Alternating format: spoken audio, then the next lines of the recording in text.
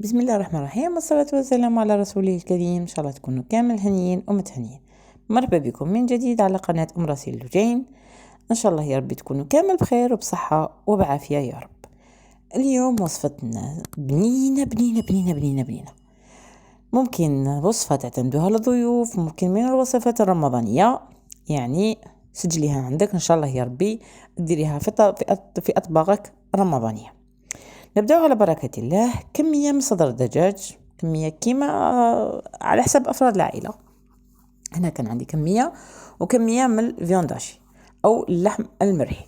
درت هنا الكركم، كمون، فلفل كحل وشوية توم مرحي. راح نخلطهم هذو مع بعض وننساوش الملح.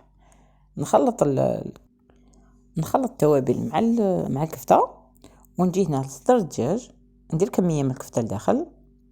هنا صراحة طبق الأم تاعي، ربي يحفظها لي ويطول لي في عمرها إن شاء الله يا ربي.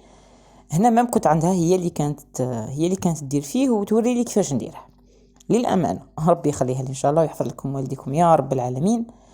هنا درنا كمية من الجبن الداخل، أي نوع جبن عندك، حتى ولو كان جبن مثلثات، المهم الجبن راح يزيدها بنة على بنة. هنا ما كانش عندنا السيلوفان نورمال، ساشي بلاستيك هذيك تاع السكر، وفتحيها ونورمال طيبي بها عادي جدا. هنا ماما مدبزه مع مع الساشيه. ما علينا، نكملوها بهالطريقه ان شاء الله. نكملوا كامل كميه صدر الدجاج اللي عندنا. هنا درت لي 3 تاع العبود.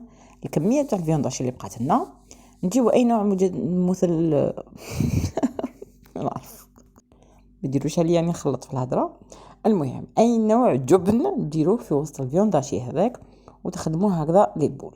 من الاحسن هذوك لي بول ترمدوهم في الفرينه باش ما يتفتحوناش من نجو نطيبوهم. هنا في كوكوط صغيره ولا طاجين جيبي كميه من الزبده، 2 وراقي رند، كميه من البصل هكذا يكون كيما راه صحيح هكذا بلا ما تربيه، 3 مغارف زيت، ديري ملح عفوا الملح مازال ما درتوش، المهم فلفل كحل والكركم، وسقات بالماء سخون. دارت هذوك لي بودان في وسط هذاك الماء، دارت كميه صغيره من الطماطم المصبره ودارت الملح. دارت الملح. انا بجيه كنت نقلي في هادو لي بول. من الافضل انك ترمديهم في الفرينه ولا ديريهم في بياض البيض باش ما يتفتحولكش. اليوم راني نخلط في الهضره، ما يتفتحولكش ومن يتقلاو ما يخرجلكش منهم هذاك الجبن.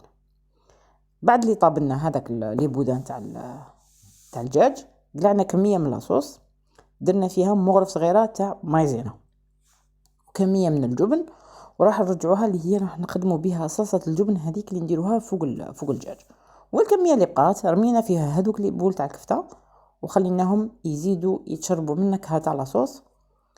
وهاو لي بودان قليناهم وطبق التقديم هاولا جاء بلا ولا طبق من اروع ما يكون. بنة روعه، بنة خارقه ان شاء الله يا ربي. الوصفه تاع اليوم تكون نالت اعجابكم.